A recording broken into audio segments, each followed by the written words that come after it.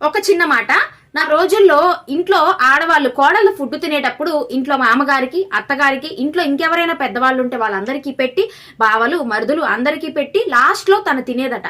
అయితే ఇప్పుడు అదే రూల్ పాటించమంటే ఎలా కుదురుతుందండి? సో ఇప్పుడు అన్నం అయిపోగానే, లేదంటే ఇంట్లో వంట అయిపోగానే ఏ ప్రెగ్నెన్సీ లేడీనో, లేదంటే తన యొక్క ఫీడింగ్ మదరో, తన యొక్క హెల్త్ కండిషన్ బట్టి తన కళ్ళు తిరుగుతున్నప్పుడు తింటుంది. అలా తింటే చాలు, పెద్ద తిండిపోతూ, ఇది ఒక పెద్ద ఆంబోతూ గిన్నెకేసుకొని ఎలా తింటుందో చూడడానికి మళ్ళీ చాలా తినే పందిలా తయారైంది అని అంటారు. అలా ఎలా అనగలుగుతారండి అసలు? ఇప్పుడు తన యొక్క హెల్త్ కండిషన్ బట్టి తను తినాలి.